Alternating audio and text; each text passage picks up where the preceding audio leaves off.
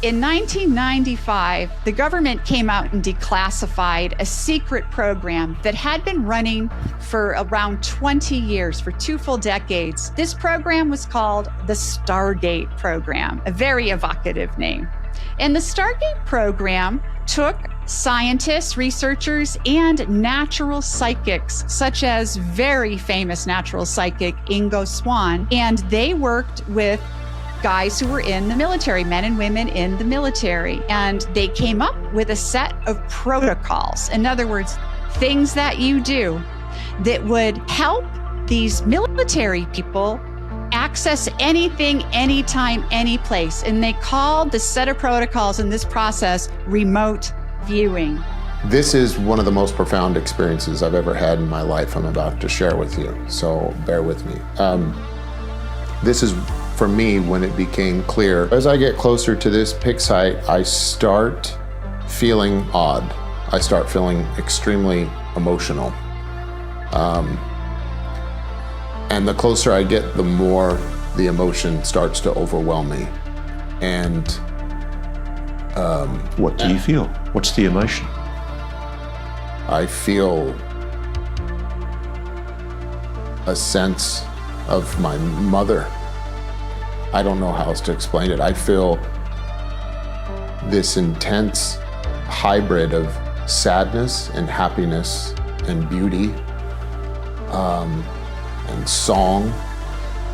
And it was very disruptive to me because I had a very practical responsibility at the time to operate a helicopter in the mountains at night. And I began wondering what was wrong with me. It was late. I'm like, am I just stressed? Am I tired? Am I marinating in cortisol and estrogen? I don't know. But as I came over this object for the pick, there was this overwhelming sense of emotion. What's it saying? The object. Tell me what you're feeling. Like I said, it was an overwhelming sense of sadness, happiness. Is it your feeling? Are you suddenly having a mental breakdown on the job? No, I felt like something connected with me. I felt like something had tuned in to me and my soul and was providing me some sense of guidance on what to do and how profound what I was doing was. And it was so overwhelming that I began to cry. And I can't imagine crying at nighttime with night vision goggles is the healthiest way to fly a chopper. No, it is not. And then I'm confused as to why I'm crying at the same time. And then do I abort the mission? So I just did my best to focus on my particular cues when doing this type of work, and I got the load hooked up and I began flying away. And once it was just me and that object in between the pick and the drop site, there's about 20 miles in between, I felt like something was inside of me. I felt like I was possessed by the most beautiful spirit I'd ever been possessed by. And was it loving? It was loving. But there was a sense of sadness at the same time. And had you ever had an experience like this before? No, it was a very feminine energy, I'll tell you that. It felt like the spirit of God, but not in any masculine sense that I had ever felt. It was like, again, the feeling of my mother and my daughter and beauty. And it wasn't like a soul, it was like a frequency that I was connected with. Hey guys, great to see you all here. Thanks for joining us on this Friday. Birdie Jaworski is back with us. We had a little bit of a kerfuffle the last time around and we had some connection problems. We were able to get those sorted out. We rescheduled Birdie and she's back. And this timing is actually even better because we just wrapped with a great sit down with Richard Dolan last week. If you had a chance to see that, then it was a real treat. We got a chance to talk to Richard, and he went in depth about a lot of things that we had some questions about. And that was a very exciting conversation. And he spoke at the first Psionics Summit along with Birdie, which was just a few weeks ago. And I believe the second one is coming up soon. And we have Georg from Ubiquity University, who's going to be joining us next Friday. So we just had Richard, and now we've got Birdie, and then Georg's going to be back with us next Friday. So it's a Psionics Summit lineup. It's very exciting. Anyway, Birdie, how are you? I'm doing great, Clint. How are you doing today? I'm doing well. It's so good to see you again. How is life, and what's going on in your world? It is a beautiful life, and I'm having a wonderful time. I've been working with students who are developing their remote viewing skills. I have been looking at a lot of interesting things out there, and I have been helping organize Psionics Summit 2, which we are very excited about. And as you mentioned, Richard Dolan will be joining us for that, and it looks like it's going to be a wonderful panel discussion. What's the date for Psionics Summit 2? Do we have a firm date on that yet? We do. It is March 30th at 11 a.m. Pacific. So that would be 2 p.m. on the East Coast. And we're going to have an open discussion between a number of people, most who were in the last Psionics Summit. So we have David Clements, Richard Dolan, Chris Bledsoe, Jim Garrison, Sarah Gamm, and others. It's going to be a wonderful conversation. We're going to focus on the ethics of ET communication. What does it mean if we have these kinds of interactions with what's out there? Are there any things we as members of the human race should keep in mind? So it should be a good discussion. I'm interested in one of the first things we wanted to talk to you about after the first Psionics Summit was your take on it. And I know that it was kind of new territory.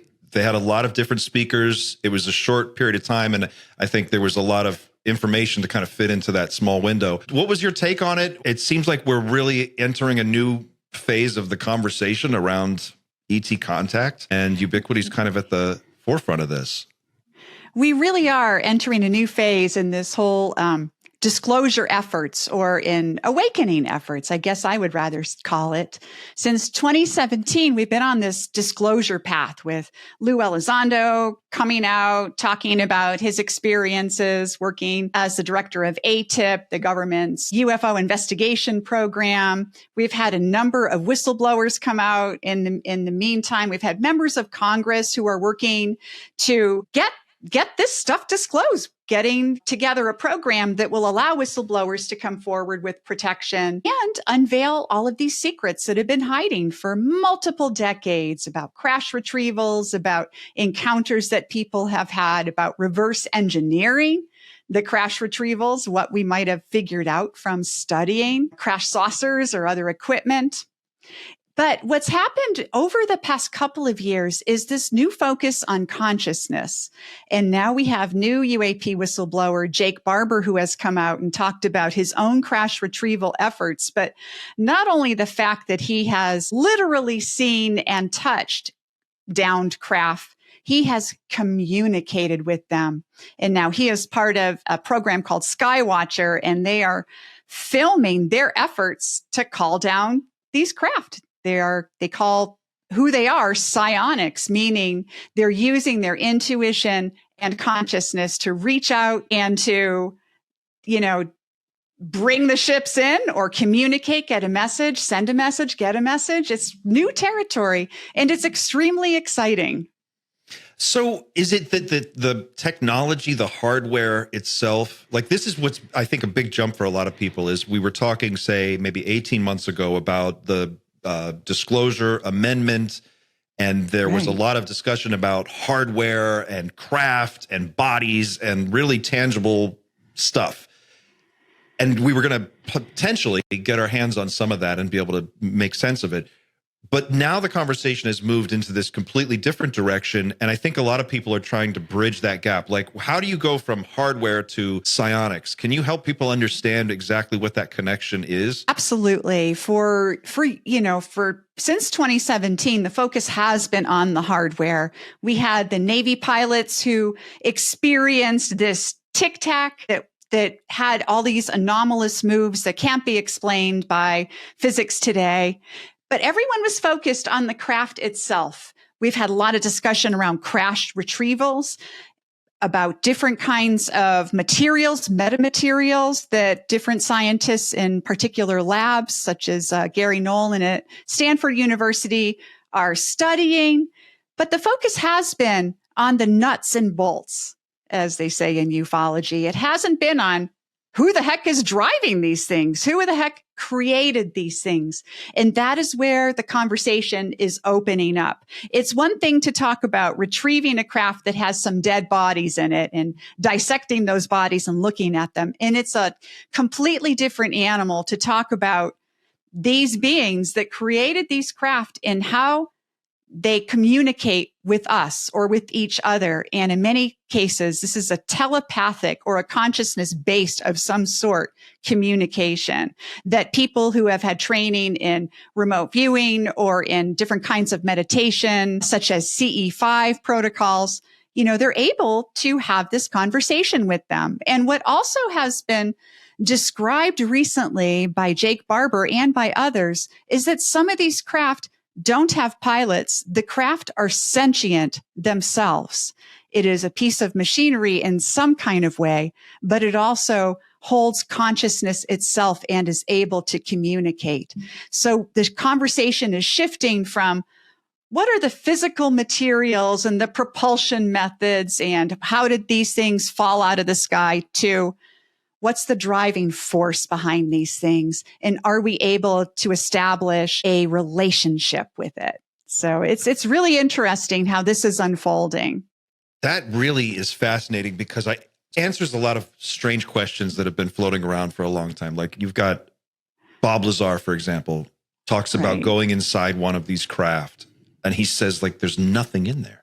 It's super boring. And it's like everything's smooth. There's no buttons. There's no console. It's just a couple of chairs and, there's some equipment, but it all blends in together and it's like one piece.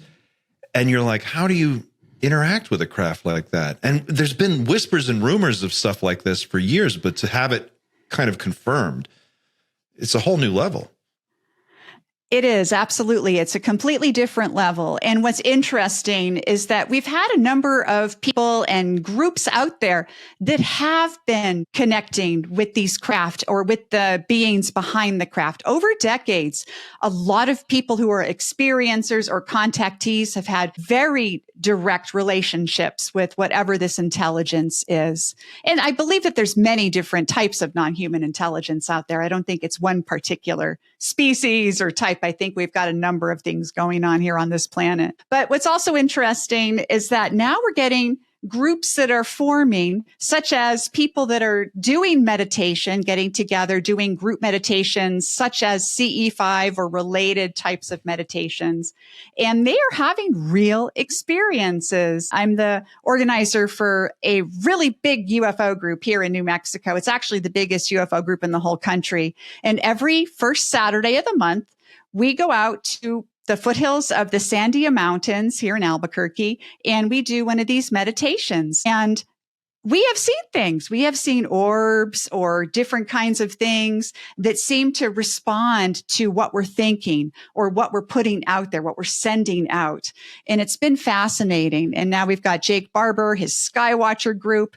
So there are opportunities for people that are interested in developing a relationship or finding out what's possible to actually get out there and try this themselves. It's pretty cool. So when somebody says psionics, are we talking about the same basic idea as what remote viewing is? Like, can you bring all of these terms? They're kind of, there's telekinesis and psychic and psionic and remote viewer.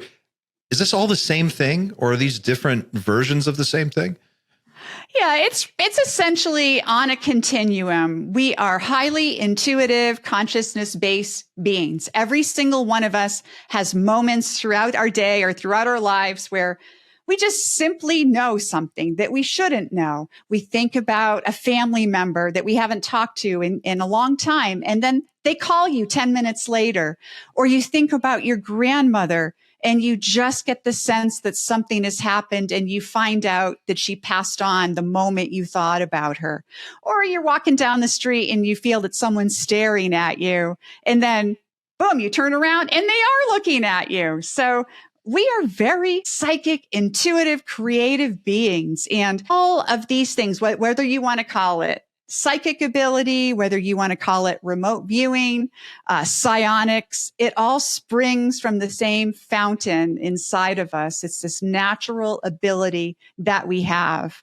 Now, if you think about things like people who are natural psychics, they're not following a particular set of rules or protocols to get their information. It just comes to them, or they meditate and it comes to them. And then we have remote viewers such as myself, and we have learned particular techniques that allow us to access that deep intuition and to share it with others through story and language and sketches. And then we have the term psionics, which kind of refers to all of this. It's a very loose term, meaning, as Jake Barber describes, people using their own intuitive, creative, consciousness-based abilities to reach out and send or receive a message. So all of these things are essentially the same, but with different methods or trappings. Right. So it's like swimming. There's different ways to swim, but swimming is swimming more or less. You're doing exactly backstroke or the crawl or dog paddle or can. So is this something that everybody just innately has access to? Is this, as far as you're aware, can anyone do this? 100%. Every single person on this planet is 100% capable. I have trained over the past 30 years, thousands of people across the world, and I haven't met a psychic brick yet. If you learn remote viewing, you will be able to do it. Now, this is like all other abilities out there. It's like learning a musical instrument. Say you pick up the guitar and you're new to it and you take a couple of lessons. Everybody can learn to play a basic song, but some people will eventually become, band members or even get an album deal because they're so good. So, there's levels of natural ability, but even the people that struggle at the beginning, they still see that it's real for them. And if they put some work in, it opens up that ability and they can achieve a high level at any of these practices. It's pretty amazing. I've never met anyone who put time into it who didn't over time discover that they became more and more able to describe things outside of their own time and space. Okay. You said something a minute ago that I thought was really interesting. There's many things that are very interesting, but one of them, I like the way you described sort of the psychic insight as sort of a sudden knowingness, or I guess I'm trying to tease out, and I'm wondering if you can help me understand this. How do you differentiate between your normal mental chatter and just thoughts about whatever, and, did I leave the candle burning in the thing, or did I turn off the whatever, or did I lock the front door? And these moments where you're getting some information coming from outside, how do you know which is which? It takes some practice to figure out what's going on in your own mind. Now, the data, if you're a remote viewer, such as I am, the data has a certain feel to it, which you can begin to understand that feeling over time. At the beginning, it can be hard to figure out what your mind is trying to say. And we all come to this, no matter who you are or how amazing you are as a remote viewer or a natural psychic, you still have your own basis of past beliefs, your own education, your own religious upbringing, your own family life, your education level. All of these things, you have to filter it through your own expectations and your own understanding. So that takes just some understanding and practice to get to a point where you're able to look at something in a more objective way. So, at the beginning, when you do a remote viewing session, say you're doing your first one, you may get the sense that, say it's a county fair. That's what you're meant to remote view. You don't know what it is. You're doing this blind. You've just been given some random numbers, but the target is a photo of a county fair. And there's kids on a Ferris wheel in this county fair, and there's a kid eating a corn dog and another kid eating cotton candy in the photo. So when you sit down for your session, if you're new to this, you may describe things in terms of metaphor or in terms of a comparison or an analogy. You might, in your inner mind, might be thinking, wow, I smell fair foods and there's a lot of kids here and they're having a lot of fun. So your mind may think, it's Disneyland. And so you might start drawing and describing Disneyland because your mind is trying to put together these pieces. But in reality, it's a county fair, but you can see what the similarities are there. So new students have to look at their sessions after and figure out what steps their inner mind took to reach those conclusions. It's those steps that are the real data. So like any other process that you learn, it takes time and it takes some intention and energy to get there. Welcome back to The Night Shift, your safe space for talking about UFOs, UAPs, NHI, disclosure, and everything else your friends, family, and coworkers are so sick and tired of hearing you go on and on and on about. Listen, the next time you're met with a 1,000-yard stare or a blank expression, don't get mad, just take a beat, stand up, turn around, and walk away. Because you don't need those people. You just need to believe in yourself and in them. Because they're real, and apparently they're here. But what do they want? And how is it going to affect you and me? These are the questions we explore here at Night Shift. We're not so much a podcast, we're more of a support group for wayward UFO enthusiasts. Somewhere between In Search Of with Leonard Nimoy and that show where Jonathan Frakes rides in on a bicycle and asks a bunch of weird questions. Ever gone mountain biking? What do you want to be when you grow up? What's the right tip? I don't know, we're still working out the beats on this thing. But listen, if you've fallen down the UFO rabbit hole and you're just as lost and confused and disoriented as the rest of us, what you need is a guide, and we are that guide. So take me by the hand and hit that subscribe button. And while you're at it, don't forget to like and share this video. It's a heavy lift to build this channel from scratch, and I could use all the help I could get.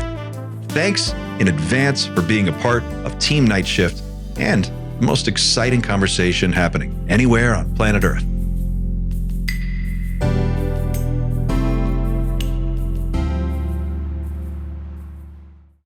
Originally, when you first learned to remote view, were you learning the original old school protocols that were developed through the Stargate system? Yeah, essentially, I was learning SRV, scientific remote viewing, as was termed by Dr. Courtney Brown at the Farsight Institute. He was just starting Farsight at that time. I was one of the very first students.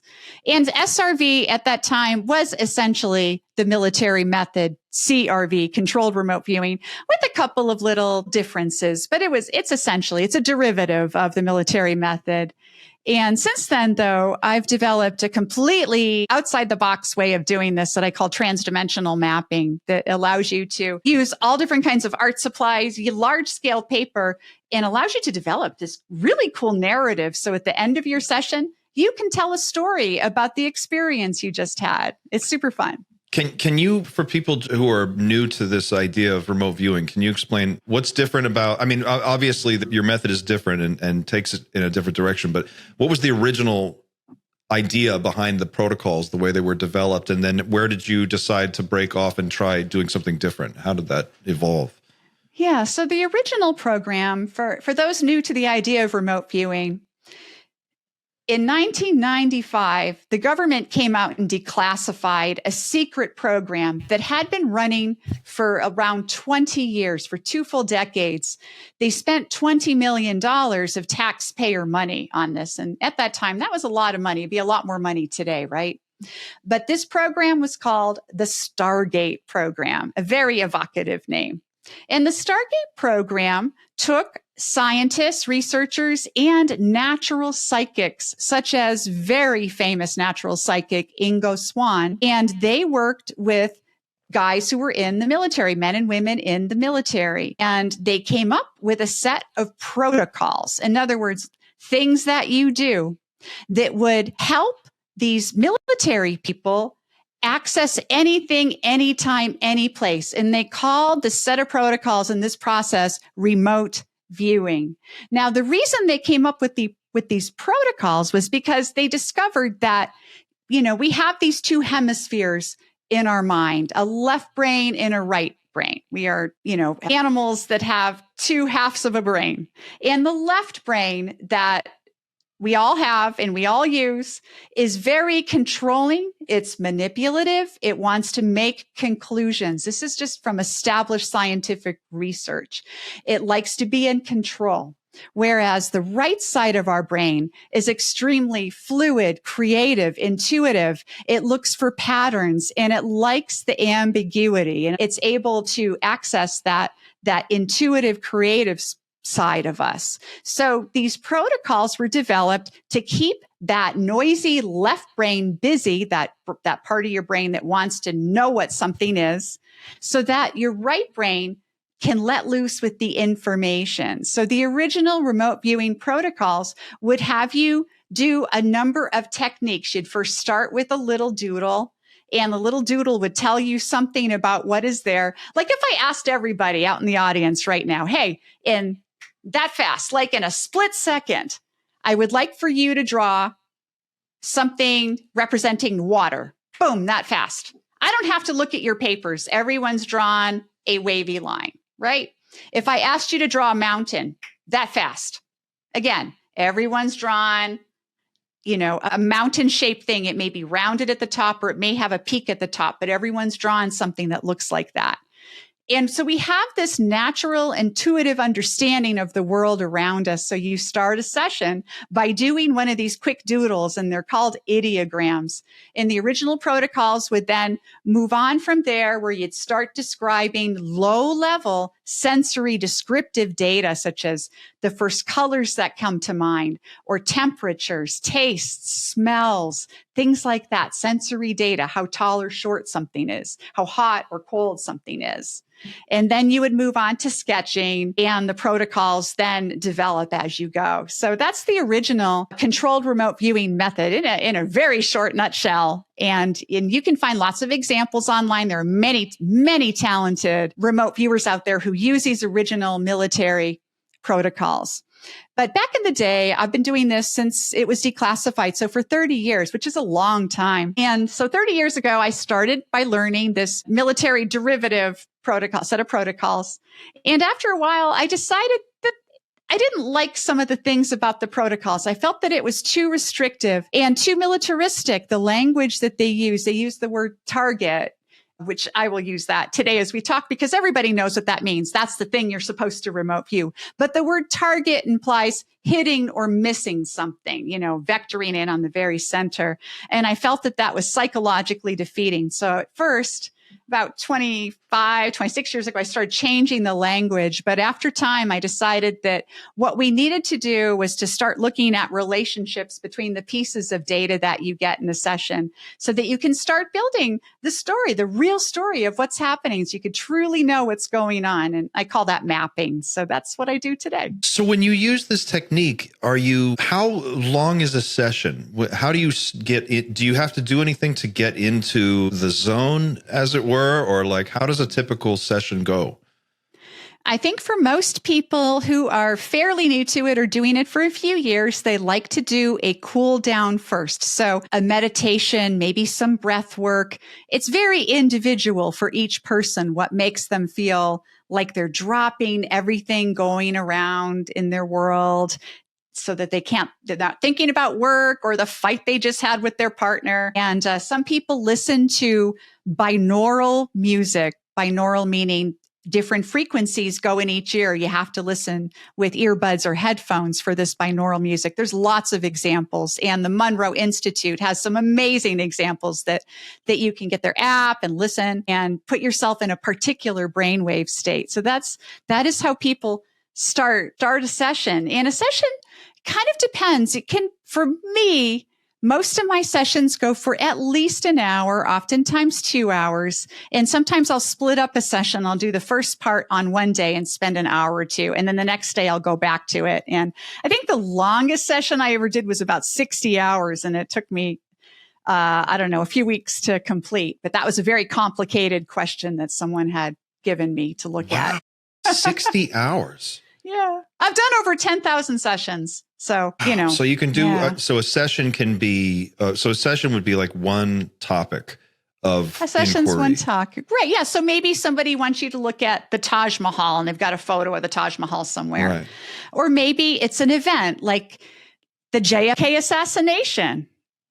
Or maybe it's, you know, those are like things in the present and in the past, but you can look at the future. Like last August, I taught a class. This is my first class after coming back into the public field. And I gave my students the winner of the upcoming 2024 US presidential election. And at the time, this was around the time that Kamala Harris had thrown her hat into the ring. There was a lot of energy around her. People were very excited about her as a candidate. And so there was a sense that she might win. But my students, every single one of them described Donald Trump in their sessions. And half of the students hated Donald Trump. And half of the students, they liked him or loved him. And so it was really interesting to see how the data manifested. And this was, you know, several months before the election. So since August, we knew who was going to win. It was done deal. But it's interesting. This is a good example of what I was mentioning before about how you bring yourself into the picture. The people that don't like Trump were describing him as manipulative, conceited, a liar, a cheater. And the people that love Trump were describing him as patriotic, somebody who cares about the country or cares about his people. Wow. So you know, so the filter, you are who you are. So your data, whatever data you're getting, you're filtering it through your own experience. So it's biased in a sense. Exactly. One way or another. You can't help it. You get real data, but it's like anything, you know, remote viewing, it's not a perfect objective tool. It's you telling a story about an experience that you're having, a non-local experience that you're having. And just like if you were to call up a friend and tell them a story about an experience that you had today, you would use things like comparisons and analogies. You say, hey, it's like the time that mom stole the pickles from the grocery store, or you would say, well, I don't like that person. I don't like that person. Or I love that woman, or I love that man, you know, Mm-hmm. So you can't help but put your own opinions in. It's the same thing. We're natural storytellers, and remote viewing is essentially storytelling. So is that why, or is that maybe one of the reasons why you always, but I hear a lot about remote viewers working in groups. It's like 5 or 6 remote viewers working on one thing. Is that to kind of find the best fit for all of the data among a bunch of different perspectives? Yes, 100%. You can divide up remote viewers generally into 3 larger categories. And those 3 categories are visual remote viewers. And so if you go online and you look up remote viewing results and you see different targets that are out there, and people will show their work. So, you know, the photo is the White House, and then they've drawn the White House. So when you think about remote viewing, most people think about those photos they've seen online, those scans of sessions where people drew something that looked just like the picture, something expected. So that would be a visual remote viewer. But there are 2 other kinds of remote viewers. There's a conceptual remote viewer, and I place myself in that category. A conceptual remote viewer may get some visual data, but they get a lot of data that relates to the who, what, when, where, and why. They know what's happening. They know the importance of it. They can recognize different aspects of it. So they'll get a lot of written language and not as many sketches. And then the other category, and this is a smaller category than the other 2, and it's emotional remote viewers. And these are people that connect really closely and deeply to the emotions of a person or a being or an animal or a place. Because places hold, you know, memory and emotion too, like this Civil War battlefields or concentration camps. Even if you looked at Auschwitz today, it would be just a horrifying session, and you'd feel very depressed and sad, even though the atrocities happened so many years ago. It still holds that memory. Actually, can looking at something that's really dark and heavy like that actually affect you after the session for days? Or Yes, it absolutely can. I have done sessions that stayed with me for days. And I still sometimes remember sessions that were particularly intense, you know, looking at some of the nuclear atrocities that have happened out there, whether it's some of the first atomic bombs, or perhaps like a Chernobyl disaster, Fukushima. Actually, in a class I gave a couple months ago, I gave out the Fukushima disaster to the classmates. And one of the students, he wasn't even 20 minutes into the session, and he stood up and he had to leave the room. He was bawling, completely crying. And he had drawn a man in a uniform at the controls of this nuclear power plant. And he knew that this was in Japan. He knew what this was. And this man was one of those people, one of the operators that had decided to stay behind and to shut the reactors down. These people knew they were going to die. It was a death sentence to stay. There was a sacrifice they made. And my student just was bawling and crying, and he couldn't complete any more work the rest of that day. He was just it really affected him on a deep level, but it also made him realize how amazing this process is. The next day, he was ready to dive in again because it was so intense for him. Now, when you have an experience like that, it's called bilocation. When you know that you are literally there, you can feel it and smell it and taste it and everything. It's visceral. You just know.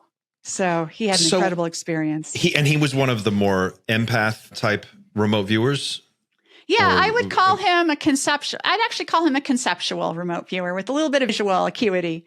So he knew what was going on, but what was interesting was in his background, he had lived in Japan for a while. And I didn't know this when I tasked this to the class. He's not Japanese, he's Canadian, but he had lived in Japan. He had a long-term Japanese girlfriend. So he had this deep connection to the culture, which is what I think bridged that for him.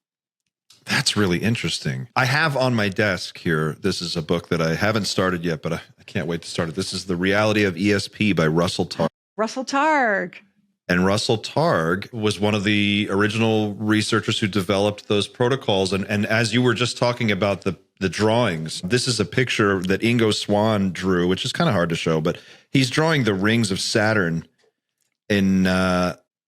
and this wasn't confirmed until 6 years later, when the probe passed by and then photographed the rings. But he was able to draw them. And this book has got a lot of examples of that for people who are interested, of just the sketches that are done that are so specific.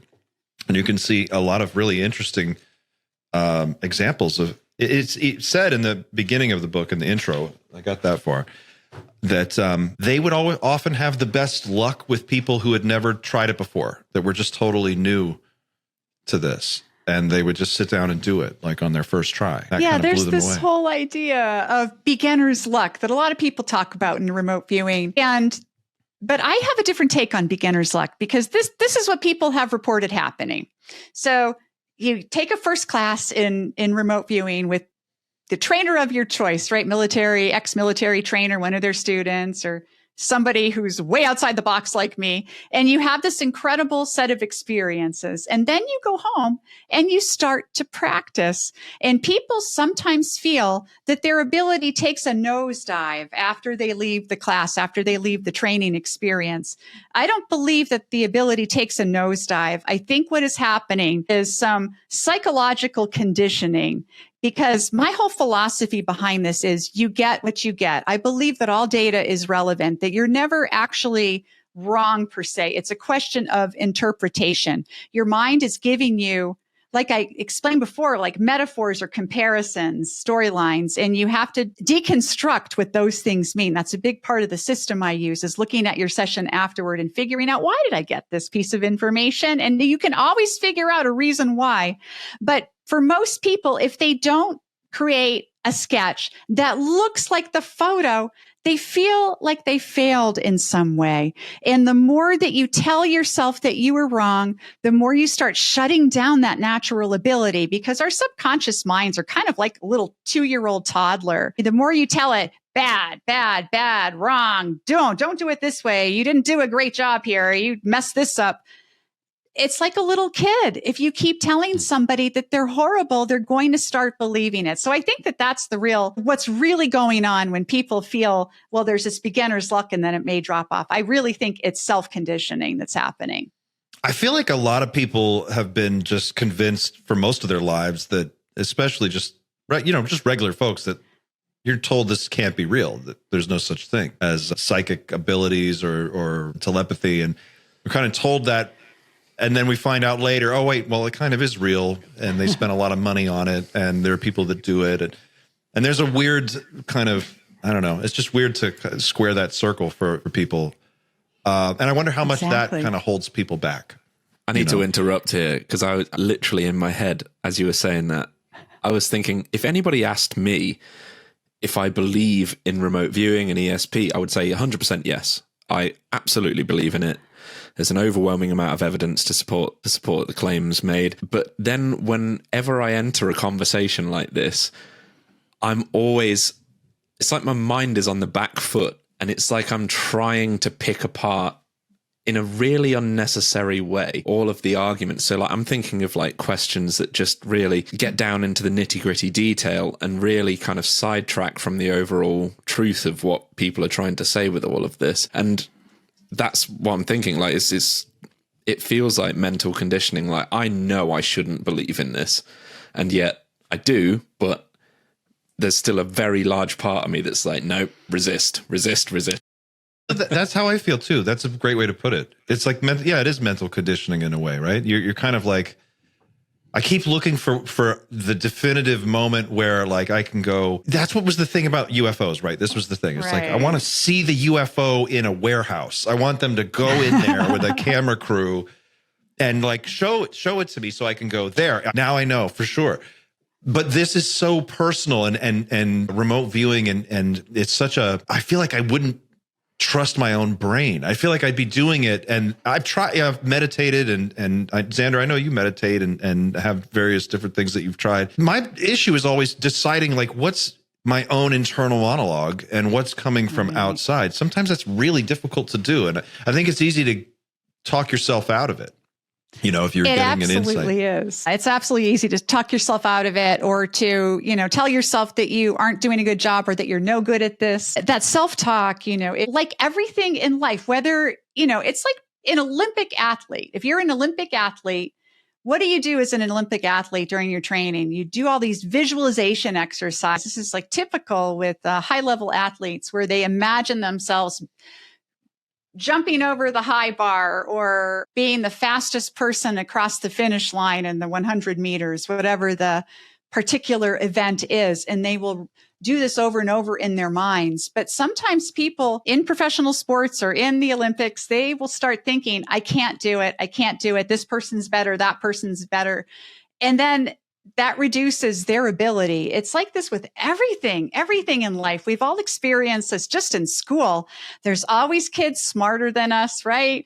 In school. And you think, wow, I could never be as smart as that kid. And then that kid just keeps, doing better and better and better. And your grades might start dropping because you feel that you can't compete. But I think that that's just a very human part of who we are. And that's why over, all these different years, a lot of different psychologists and life coach type people have come out and talked about things like self-talking, how to talk to yourself, or affirmations, using positive affirmations as a means of changing how your mind works. In fact, it's kind of the whole basis of cognitive behavioral therapy, which is widely used in psychotherapy, a way to help people get over bad habits or get past post-traumatic stress syndrome and other things like that. The way that you talk to yourself is ultimately extraordinarily important. And I think it's very important in the process of remote viewing or ET contact if you want to be a psionic and send a message out. Well, I want to get to that in a second, but I just looked up, it's called the Bannister effect. This is this thing that always jumps to mind when you describe what you just said about this mental talk. And it was Roger Bannister broke the 4-minute mile 1954. But prior to that, many believed it was physically impossible for a human being to run that fast. But 46 days after he did it, an Australian runner did it. And then over the next few years, it just became more and more common. And now it's commonplace for people to run a 4-minute mile. Not common, but it's routinely done. Actually, in the Barriers are news so like powerful. yesterday that a 15-year-old just broke the 4-minute mile record for that age group. Yeah. And yeah, so you're absolutely right about it. It is a mental barrier that we all have about all of these things. But now we're starting to break through this barrier in terms of looking at things in the consciousness mindset. And it's pretty exciting to see. We've had people that have been doing CE5 for some years or related type meditations. But now, as more and more people are getting involved, you're seeing these barriers breaking down and more things appearing in the sky, more and more open contact. It's pretty incredible. There is, I think a lot of people, it was the telepathy tapes Yes. really was Yes. their first look at this, to seeing someone do it and watching those videos on the website where you're like, there's no way this kid could possibly see what the number on the calculator is across the room. And they know, and it's just like when you see it happen, you go, wow, maybe this is something that everybody just has. This is some kind of, it's a sense that it's a capability that we just never learned how to teach, but maybe Right. before language, this would be how hunter-gatherer societies maybe had some kind of pre-language communication. If you could really tune it up and maybe spend 10,000 years developing it and really get good, you would have technology built around this whole way of working and communicating, and you could build ships that respond to it. And it's just so fascinating to think about all the possibilities, what it could mean. That's right. I want to talk about ET contact, but I wanted to also just real quick circle back to, you've done work for various different law enforcement agencies in your career. Is there anything you can talk about how you use this skill set in kind of practical everyday terms to find information that can help people?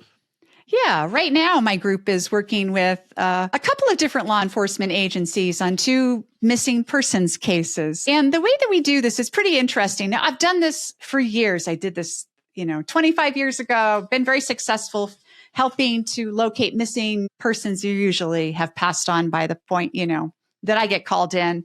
But sometimes someone is still alive. And I'll tell a funny story about that. The way that I approach this is pretty interesting. If you know that someone is missing, but you have no idea where they might be right now, maybe it's a woman who's missing. Like a good example is we're looking right now at a particular missing person case, a woman who had gone missing, and the police, the law enforcement agency involved, suspects that she was killed by her boyfriend. And so what they really are most interested in, and the boyfriend has died since this happened.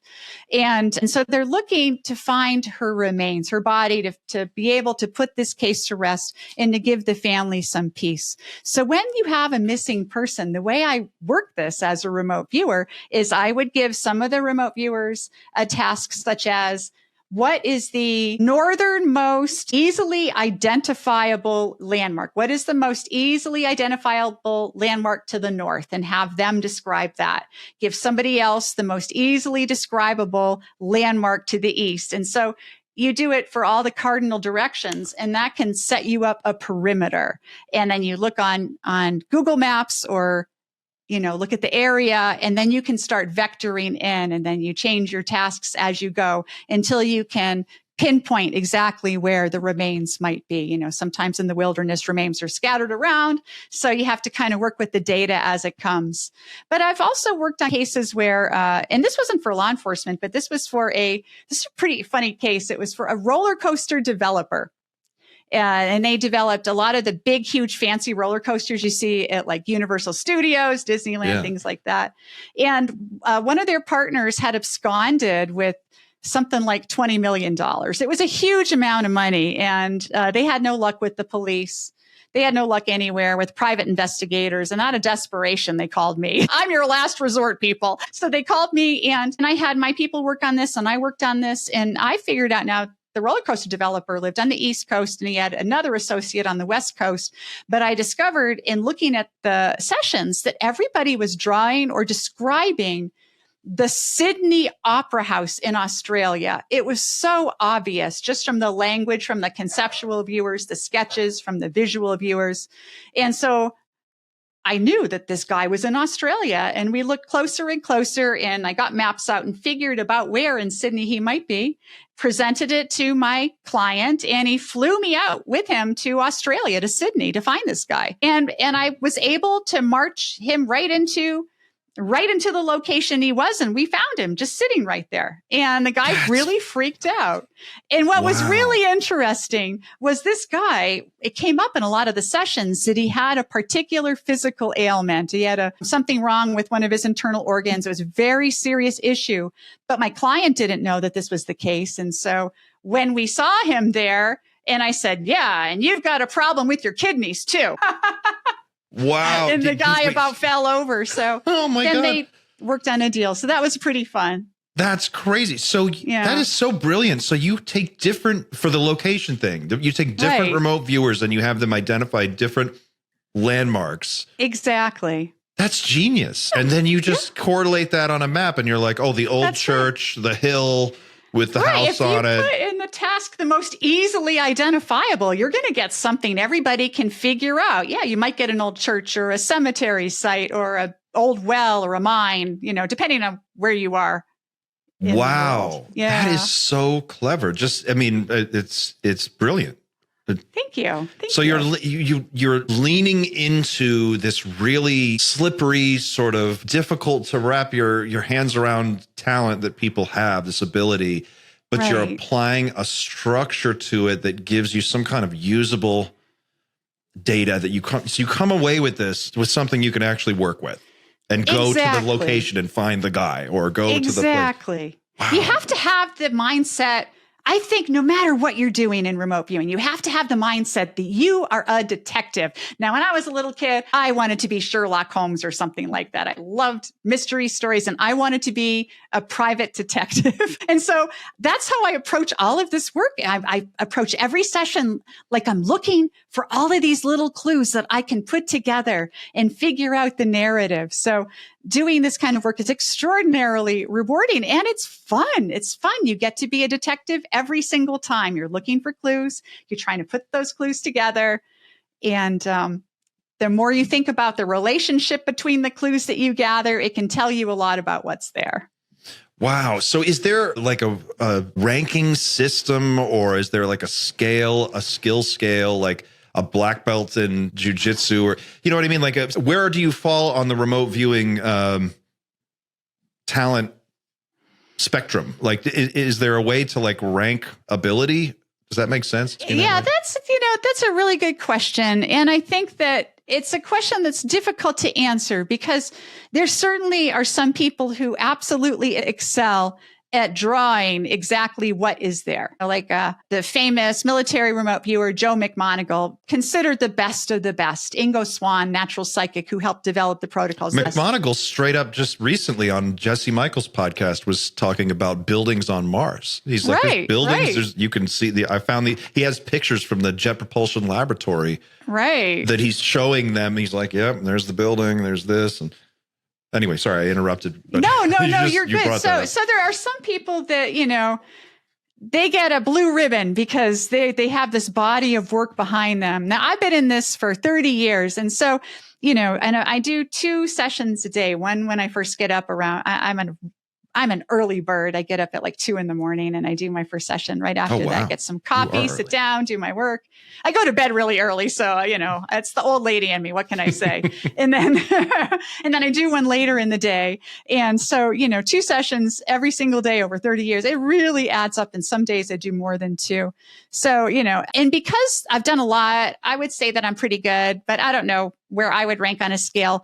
I tend to think of everybody, regardless of how new they are to it or how experienced they are. I think everyone's data is valid and worthy of praise and understanding. So I tend to look at it from a different perspective than ranking people. I mean, you can certainly look at some of the luminaries and say, wow, they're amazing. Well, I guess a better way of saying what I'm trying to ask is like, if someone were taking a course, one of your courses, and they wanted to explore this ability, and maybe they think they have it and they're not sure, and they really want to get some clarity, how do you know where their skills are at any given time? Are they, like a level 1 or a level 2 or a level 3?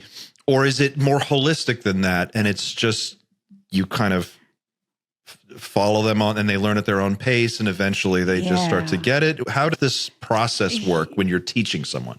Yeah, I would say it's a very holistic process. At the beginning, I have a particular way of teaching so that everybody can follow along and understand what we're doing. I have a workshop that I did a couple of weeks ago online over Zoom, and it's now available on YouTube if anyone wants to take a look at that. That's at my No Rivets YouTube channel. And anyone can learn the basics, the absolute basics. And so the way I evaluate students is I see how they're doing not by how their sketches look or even the written language, but how they can describe their session to me. And to me, it's this level of understanding that really tells me how they've developed. So if they can look at their session and they can say, I drew this because of this reason, or I got this language because of this reason. If they can justify every piece of data, that is somebody who's going places with this.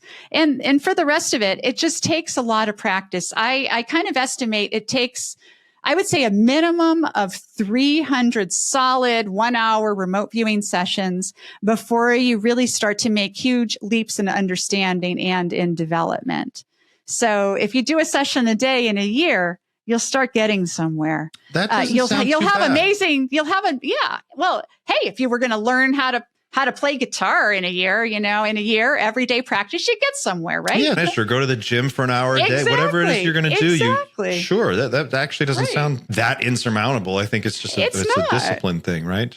It's always a discipline thing. It's always a discipline thing. And some people have, and for some, it's not discipline. It's just where they are in their lives. Maybe they're, really busy with their career, or they're raising a family and they don't have the time, or they've got some stress in their life. But if you have some time and you're interested in being a super psychic spy, get on board and have some fun. You can look at like the most ancient past, like not even the ancient past on Earth, like back to the, our most ancient recorded history, like the Sumerians and things like that. You can look at how the Earth was created. You can look at the creation of the universe. You can look at things way far in the future. I gave one of my recent classes, at the end of the class, I gave them humanity 100 years in the future. And it blew everyone away. Do we make Everyone it? got the same. Do we make it? We actually make it. I am betting on us. I'm betting on us, Clint. We are absolutely going to make it. I wasn't sure if we're going to make the next 10. That's we good are. to hear. We are. We're going to have some hard times in the interim, but we are going to make it, and we're going to come out on the other side of this a more beautiful, connected, loving species that gets rid of resource hoarding, gets rid of the political divides. We start looking at things in a different way. And of course, within that time period, we do experience open contact, in the ET sense. So that's also a big part of what pushes us along that path. So you can look at anything. So who wouldn't want to learn this, right? You can look at, I gave one of my classes, the biggest secret in the world, as a task. So you can look at anything.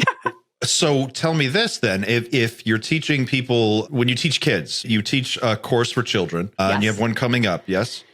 Yes. Yeah. On Sunday, I'm teaching a class for parents and children. It's called Teach Your Child, to Remote View. And it's this Sunday, and it's through Ubiquity University. And we're going to just really do a supernatural, intuitive form of my transdimensional mapping that's perfect for kids that they don't have to be able to read yet, as long as they love to sketch and to draw and to work on their paper, with art supplies. They will have an amazing time. We're going to look at different kinds of photographs.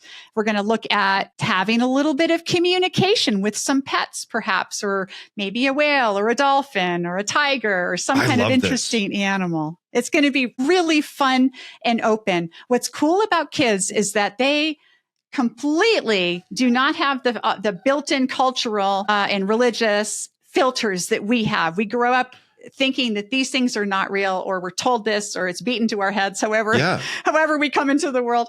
But kids are so open. They're still so open. So they, like in the telepathy tapes involving children, it's the same kind of a thing. They take to this like no other. My 10-year-old daughter is incredible at this. Incredible. My 10-year-old granddaughter, she's incredible. Yeah. I think that's brilliant. And I love this idea of working with kids to see if you can tap into their innate ability before they get kind of bogged down with all of the like you said, the sort of vocabulary of our culture and all of the expectations and assumptions that are baked into that. It's really weird that as you were talking about that, I heard my 2-year-old in the background. She's just going to bed right now. And it's just really weird that we're talking about this as I hear it literally, she's going apeshit behind me. Do you, Xander, with your daughter, do you have like little psychic friend moments where you just like think something and she says it out loud? Or do you ever have those? I don't know. You're so know as well as I do. Yeah, well, that too. You know as well as I do that the connection is like no other connection. And it certainly goes beyond just verbal connection, 100%. But, you know, I spend 99% of my waking life with her, so I see her body language all the time, and that's a whole language in itself. So I don't know whether there's some sort of mind connection there. I would not be surprised if there was. And for me personally, I found becoming a father very difficult. Like I just simply did not enjoy being a father at first. But as that connection's built up over time, she's like the only thing I think about when she's not around. Like it's completely, I've never had that before. Yeah. And that's certainly not something that comes from verbal communication, especially with a child, like, you know, a 1 or 2 year old. You don't develop that through talking to them because they can't talk. So there's something going on there. But I think there's definitely a bond, you know, that like you have with this little person, and they just don't have those filters. They're not thinking about any limiting thing unless that you put something there. And sometimes I have those little moments with my son where I'm just like, I don't know, did we just have a little psychic friend moment? I don't know. Sometimes I'll think of a word and he'll just say it out loud, but I can't tell if that's because, you know, it really went there or if it was just a lucky thing. But it happens enough that I think it's more than luck. I think it's definitely more than luck. I want to, we're in the second hour, and I want to move on to the ET contact part of this conversation. We've kind of explained the basic broad strokes of what's going on in terms of telepathy and psionics. Talk to us about contacting non-human intelligence. What is that process like? And how do you know when you're talking to a non-human intelligence or when you're actually communicating with something outside of you? Yeah, that's a great question. So if you are doing this through remote viewing, most remote viewers out there, including the military Stargate program remote viewers, have reported when you look at different ET events, say the crash at Roswell or Mars at the time a civilization lived there, like Joe McMonagle's mentioning, any kind of interesting, you know, ET target that has some basis in reality. If you look at these kinds of events and there are ETs present that you're remote viewing, you're looking at them, you're describing them, you're getting a sense of what they're doing, what their motivations are. Oftentimes you'll start getting a message, and it's very clear. The first time that this happens with remote viewers, it can be shocking, surprising, because they're not expecting to get a message or to hear the thoughts of these individuals out there. And so it has this particular feeling to it that is unmistakable. And you can use that to initiate a conversation. If they talk to you, you can talk back to them.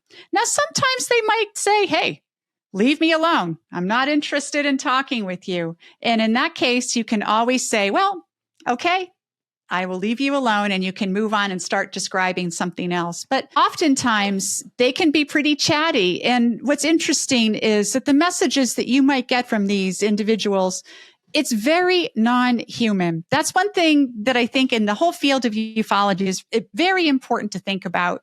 We tend to anthropomorphize absolutely everything in regard to this phenomenon. We put a human face on everything, and we think that they have similar motivations that we might have. Like we look at the so-called gray aliens or the reptilians, and we have ascribed particular motivations and reasons for their actions, but those are just judgment calls based on our own understanding of humanity, not based on what they may be, this non-human intelligence. So oftentimes it can be difficult to discern what a message actually means, because you're putting a human face on it. You're making a determination, a conclusion, because you see it through your own filters. It takes some practice to get good at this and to truly start understanding. Oftentimes the information, if you're doing a communications protocol, can come in these huge information packets. This is also very common. And I call those thought balls. There's no like a particular name for them. That's just the name that I use. Like a download? Would that it's like a download. The download. Okay. People use the word download. And so sometimes you have to,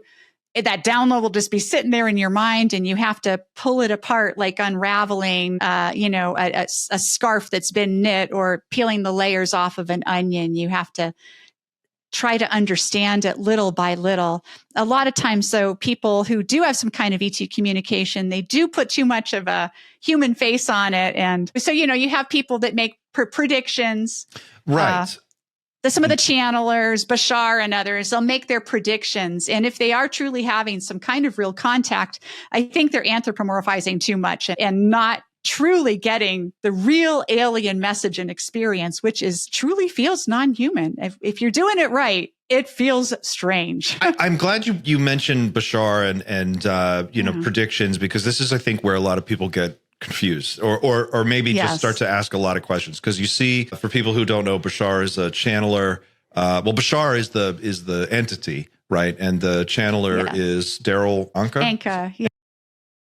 And there are numerous channelers. There's the raw material. There's, the Seth books. There's all kinds of different channel material out there.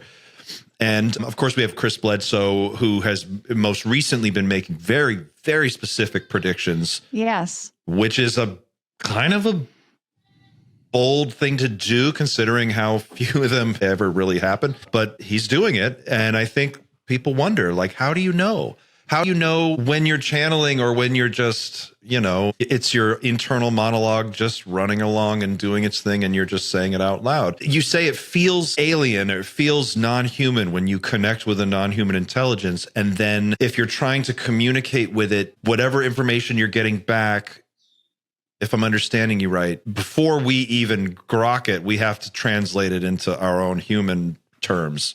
And a lot gets lost there. Is that what you're saying? A lot gets lost because many of these beings are so far advanced from humanity. Their civilizations might have existed for millions of years. Yeah. They use technology way in advance of what we have. And so the language that they're going to use or the message that they'll give you can feel extraordinarily complicated and unusual. Sometimes you get the sense, too, that they're trying to dumb it down for you because you're just a lowly human. That's hilarious. It's like talking to your dog. I've got a dog, and when I talk to him, I don't have a conversation like this. I say, "Oh, what a good boy. Who's a pretty boy?" You talk like that with your dog. And sometimes you get the sense that the ETs or whoever it is talking to you, the non-human intelligence, that they're doing the same to you. I sometimes feel that way, and it can be embarrassing. I know I'm a dummy. I think it makes sense. I mean, if you think about it, right? If you had a civilization that was super advanced, who said this? There was Robert Bigelow, in an interview with Jeffrey Mishlove that I watched the other day, said humans have spiritually flatlined. That was his term. He said we've spiritually flatlined. We're already we're way down closer to the bottom of the totem pole of intelligences than we think we are. And he said we've also spiritually been not developing at all very much, really. And these other civilizations have had millions of years possibly on top of us to really develop in all of these different ways. And I like that term you use, thought ball. You throw a thought ball to a human. It's like, it's too much. Like the average human just has no idea what to do with that kind of information. Exactly. Yeah. Yeah, I mean, you think about it, just you take your average, teacher or welder or bookkeeper, and then an alien gives them a thought ball with all this complex information about, energy or propulsion or even philosophical ideas. And you can only understand what you're capable of understanding. So, yeah, it's hard. That's interesting. God, man, that is really... But it makes sense, though, because if you had a civilization that was that old and it had maybe outposts all over the galaxy, or maybe across dimensions or across time. With telepathy, you can communicate across infinite distance, across infinite time. There's no barrier. So it's That's just, right. In fact, if I remember right, is it true? I think I read this in one of Ingo's books, that they found when they were studying remote viewing that there is no way to shield against it. There's no concrete wall thick enough. There's no bunker deep enough. There's no mountain you can hide under.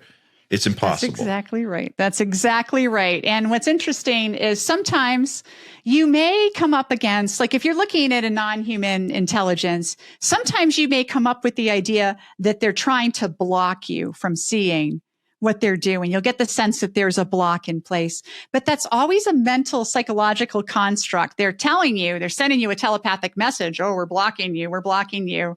And so you just assume you're blocked and you walk away.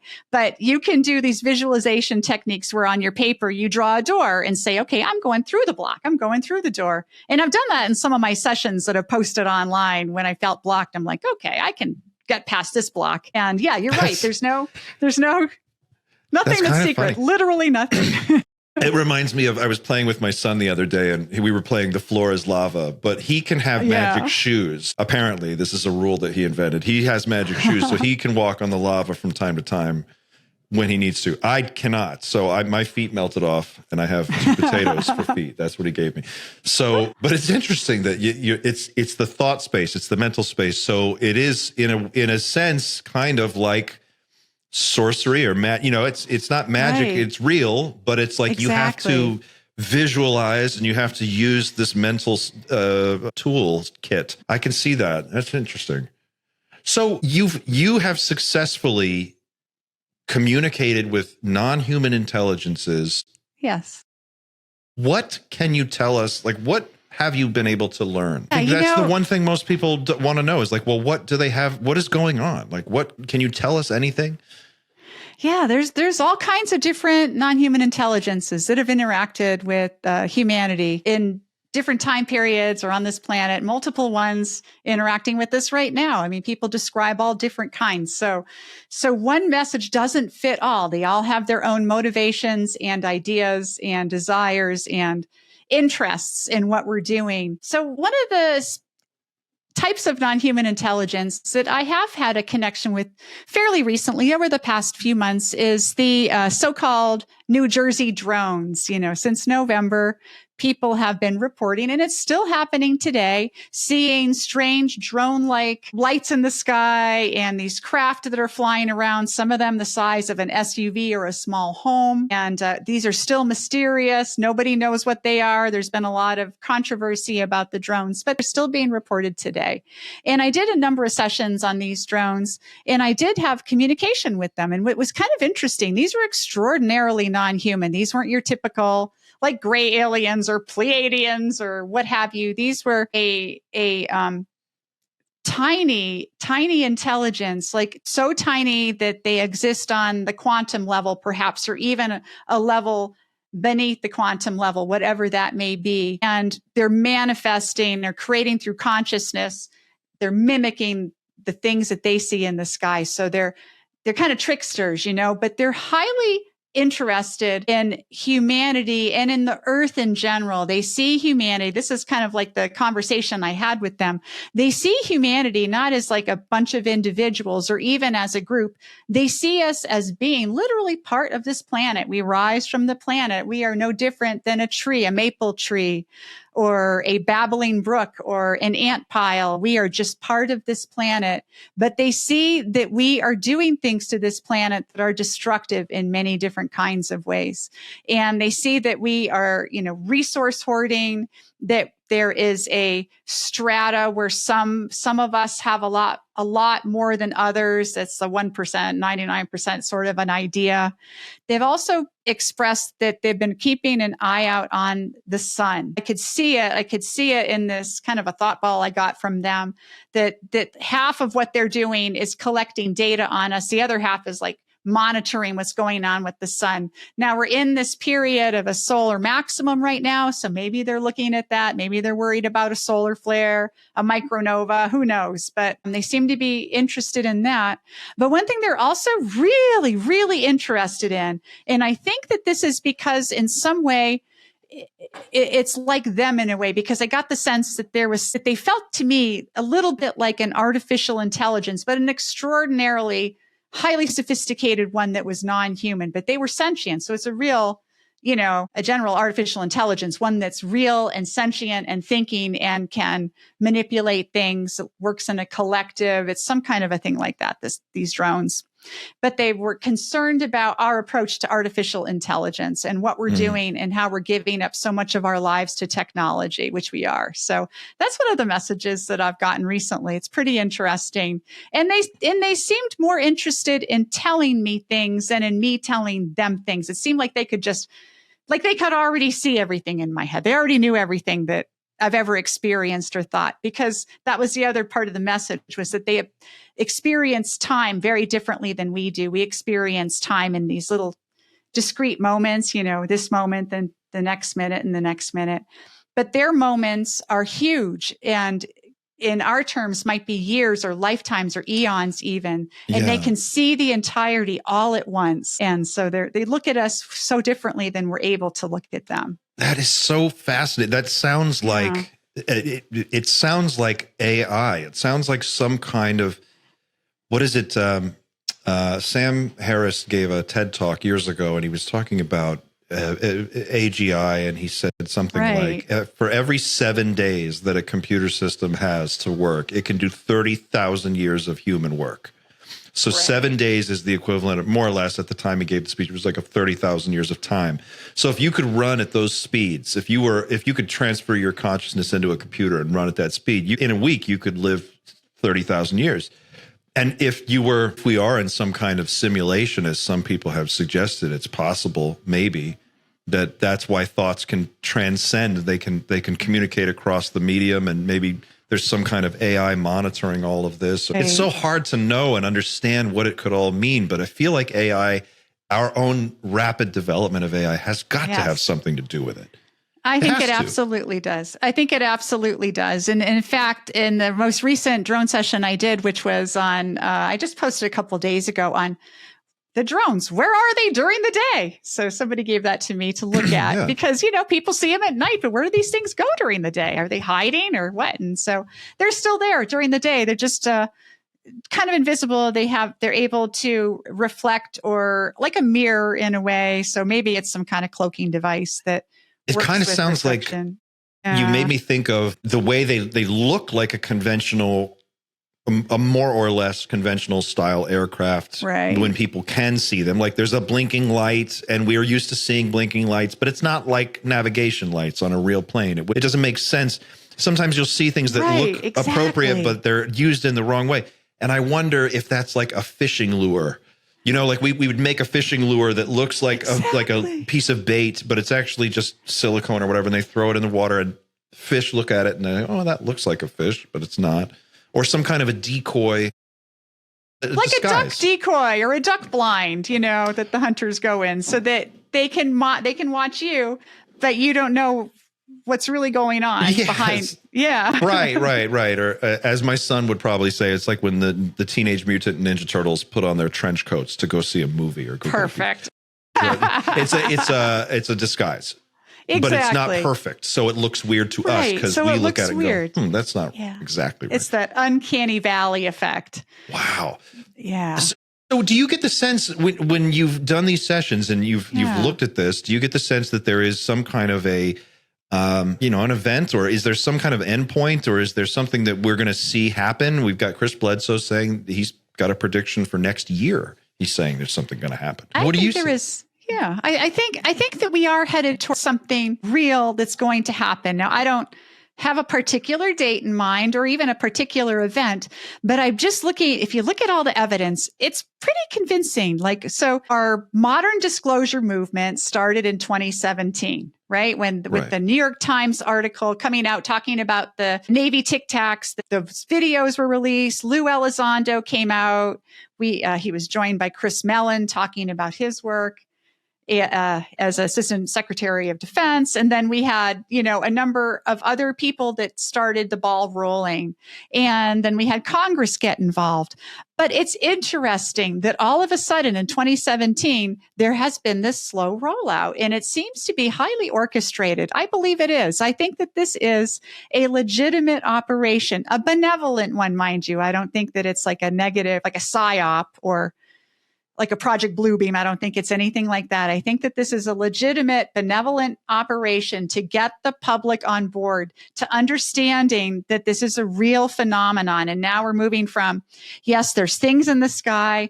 We move from weird lights in the sky to physical craft retrievals to now we're talking about the sentient beings and consciousness. So we're taking the public along for this kind of rapid, slow and rapid at the same time ride. And I feel that there's a reason for this. Why else? Why else would all of these people work in concert together? Why would Senator Schumer get out there and write this absolutely incredible UAP disclosure bill? Bipartisan bill too. Bipartisan bill, exactly. Why? When these groups these parties can't agree on anything. They can't agree what time it is. Exactly. Yeah. Why is everybody on board all of a sudden when for decades everybody was into the topic, like myself, we were just ridiculed and made fun of. Now everyone's getting on board. So I think that that's deliberate to get the American public or the world at large ready, because something is going to happen. They have to disclose it probably by a certain date or a certain time period or before a certain something they know is coming. So I do think that there is something in the future. And a number of other people have talked about this kind of, throwing out similar dates, 2026, Chris Bledsoe, 2027, John Ramirez, Leslie Kane, and others. And then there's some people talking about 2030, 2032. There's been a number of dates, but they're all within 5 or 10 years. And I do believe that we're going to have disclosure in the next few years for sure. And I do believe it's leading up to some event. Now, what that event is a real mystery still. And I've got people working on it to find out all the particulars about that. But I do think it is going to be some kind of a event that includes open contact, maybe a Phoenix Lights type of event where there's a big flyover. Maybe the James Webb Telescope has picked up something, you never know. So I sometimes wonder what your thoughts are on this, but it's like, we're like, when's the big event going to happen? And I think the aliens are like, we've done the big event like 20 times. We flew over the White House. That's right. The Phoenix Lights, that was us. Every time we show up, you guys pretend it's not real. And now it's the drones, right? We had the Phoenix Lights and nobody took that seriously. And now the drone show, it's still going on, but the media is just shut up about it. Yeah, you're right. And I'm inclined to agree with you. I feel like there is something motivating all this. It's kind of been, I don't know, just in the back of my mind for at least a year now. There's just got to be, there's too much motion. There's too much like energy. There's too much smoke for there to be no fire. Exactly. I wonder, this is just for people who are watching at home, if you're in the chat, just curious what people in the chat think. Do you guys feel something in the air? I don't know if it's because I'm just naturally an anxious person and I've just like got this anxiety gene or whatever, but I feel like something feels like it's about to break. Something feels like it's about to give. And I can't tell what it is. It could be anything, but I'm fully prepared to look at my phone and see some crazy shit happen almost any day now. I don't know what it's going to be, but something big. Yeah, I think we're headed toward that. And that's another reason why maybe now is the time. And this is why we're having the conversation shifting to this idea of psionics and consciousness, remote viewing, psychic abilities as being a major part of this phenomenon. Because if we are leading to some big event with open contact, well, we should get a group of people together who are highly skilled in these areas so that they can have this kind of communication back and forth. So that's one of the things that I'm super interested in. I do teach ET communication as a part of my beginning classes in transdimensional mapping, and I will be teaching an advanced class in it later this year. And it's super interesting and fun. And everybody always has a transformative experience. But I'm hoping to get groups together that are going to be able to cross that divide, to extend a hand. We have to get our ambassadors ready. I think that's the most exciting part about this for me and for many people. It's this idea that you don't have to wait for the government to come clean. There might be a contact event that's just precipitated by regular people. It could just be totally different thing than we've all expected this whole time. And maybe it is something where you find that 100th monkey or however many people that need to be doing it. You know, Chris Bledsoe, I watched him on his son's podcast a few weeks back, and he said something very interesting. And he said, they don't want people realizing that anyone can contact them. It's like once people realize there's an open line, the government loses control over this whole thing. And what happens if they just show up? And I thought, man, that is brilliant. What if that's really, if it's that simple, that psychic abilities are just inherently there for all of us to learn how to tap into. But if we were to really, really do it, it would throw the whole power structure completely out of balance. It absolutely would. There's no question. I mean, they've already shown that groups working together can affect things like random number generators. You know, there's a lot of studies done, peer-reviewed studies out there talking about this kind of group consciousness effect. And just imagine if everybody out there started doing this kind of work, started working on things like remote viewing, started taking on a meditation practice with this idea they're going to extend their consciousness to understand the universe, I think would be unstoppable. I think that that's where we need to be as a species, that we need to get to gird our loins and get out there and really start thinking about ourselves as being galactic citizens and not just somebody who's just trying to make a basic living on one simple planet. I think if we think of ourselves as the incredible, big, bold creatures that we are, I think we would have a much easier time making some big changes.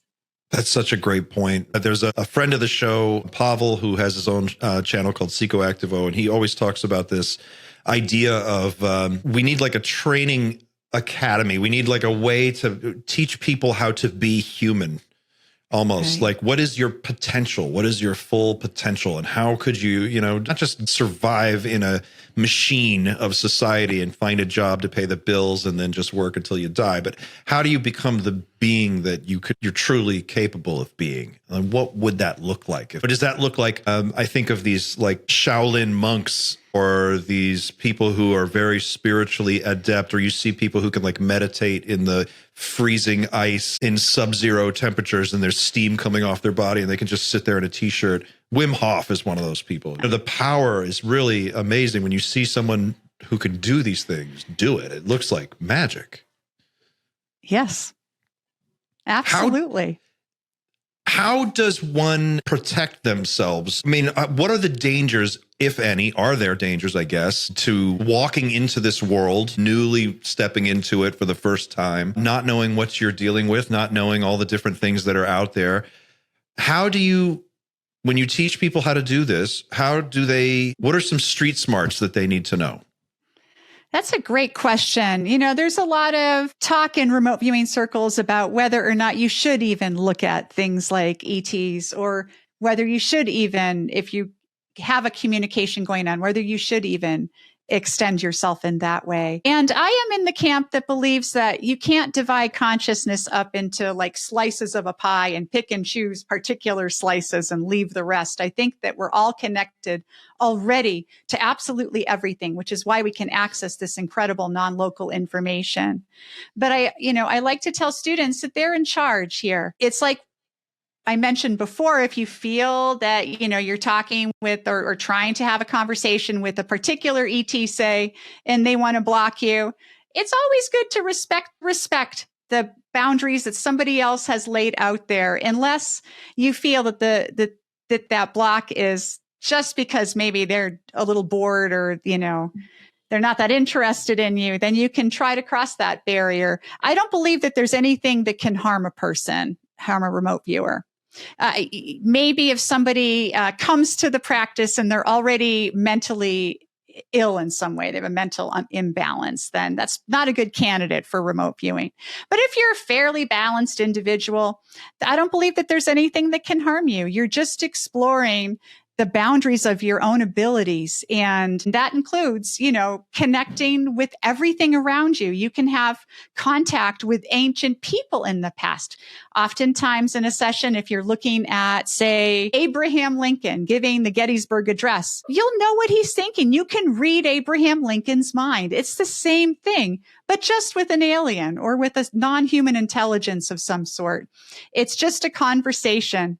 It's natural. It feels natural. And here on our planet, all of humanity, we've got your good people and we've got your goobers, right? And maybe you don't want to have a conversation with somebody who's a goober. And I think it's the same for non-human intelligence too. You've got your beautiful, compassionate, loving, highly advanced species. And then you have those that maybe are a little rough around the edges or that don't have a value system that you could ever appreciate. And so if you're going to contact someone, then you might want to think about contacting somebody who's positive, uplifting, and who has overcome the things that humanity is trying to overcome these days. It would just be hilarious if we find out that we're at the absolute bottom of the totem pole. Like we're just the dumbest. I feel like that's what's coming, don't you? We're gonna have contact and they're gonna be like, okay, guys, but like you're in, but barely. You know what you got. F plus. Like you're barely shouldn't even be here, but we're gonna let you in this time. Yeah, we really are like that. We're doing our best, but we have a long way to go. And if you think about it, think of where we were just 100 years ago. No computers. And in 100 years, we've gone to the moon. We've developed personal computers, a cell phone, quantum computing, and now artificial intelligence. That's a very short period of time. Heck, 200 years ago, people didn't even know that dinosaurs existed. Think about that. They weren't even discovered until mid-1800s or something. And so, think of where we're going to be 50 years from today or 100 years from today. And some of these non-human intelligences interacting with us might be millions of years beyond where we've come. So, in a very short period of time. So I think we're at the bottom of the totem pole. I'd agree with that. We're definitely. Well, I mean, what do they say? You can just look around. I mean, you can go inside of it's like any department store. Go into a TJ Maxx and look at all the crap on the floor. Exactly. Look at like the way we organize stuff. It's kind of crazy. And it's also been said, I've heard it argued convincingly that there's been enough time just on Earth. There's been enough time for multiple civilizations to have been come and gone and advanced way beyond us and then disappeared. Right. And then, maybe that's happened 3 or 4 times before we even showed up here, not to mention. I think so. The rest of the galaxy and all the other galaxies, of course. So we've got a lot of different types of non-human intelligence. They're doing all kinds of different things. Some of them are good. Some of them are not so good. They're all able to access this sort of psychic internet, which sort of seems like that's the substrate that everybody's running on. Where do flying saucers and grays and all, we've heard from different contactees and different experiencers descriptions of all kinds of different beings. Small grays, tall grays, medium grays, mantis beings, Pleiadians who are somehow like always super sexy. They're always like the Nordics. They're always like in yoga pants and stuff. How do we square what we know, what we've learned so far up until 2017, and all of this new stuff that's coming out with psionics and where we're going? How do you make sense of it all? Yeah, it's pretty interesting. If you look at all of the descriptions of sightings going back throughout human history, there are multiple sightings going back to like antiquity. If there's a Jacques Vallée, famous UFO researcher and scientist, brilliant man, Dr. Jacques Vallée. He wrote a book called Wonders in the Sky, and it's just page after page of historic sightings. It's an incredible book. Great book for the bathroom because you can read a page at a time. But it goes back and it describes all these different kinds of things that have happened. And it's just like all of the sightings that people have today. Back in antiquity, people would describe hats in the sky. That's a typical flying saucer right there. Or they describe orb-like things, spheres, or they would describe flying spears. Of course, those are your triangle UFOs. So we've seen these things over and over throughout all our human history. And sometimes they describe in antiquity devil type beings, but the description sounds like a little gray alien. So I think all of these accounts that people have had, because thousands of people have reported the same kinds of things, I think that these things are just as they are. There is a species, the little gray aliens, and where they're from, maybe we don't know, right? And then there's the sexy Pleiadians. Hey, they exist too. And it's just possible that all of these different kinds of species have interacted with us over time and in different ways. And it's also possible that these different species have relationships with each other, not just with us, but with each other. And that brings up like questions like, is there a governing body out there? Is there truly a galactic federation like in Star Trek, or some people have said? So you'd think if these different beings are buzzing the planet, that they would be aware of each other. So it brings up some interesting kind of questions, honestly, the number of different types of species we've explained. Well, this is what I find so interesting about your work with Ubiquity and with the Psionics Summit. And just, I went back and watched some of the first part of the last one that I didn't see when it was live. And Jim Garrison gave this great presentation at the beginning, and he's talking about, I jokingly called it his Braveheart speech, but he's giving this really poignant presentation about the importance of this moment and how big this moment really will be when we look back on it in 100 years' time. That this was the time when we were struggling to really understand what we were dealing with, but we were learning how to communicate. And it was so inspiring.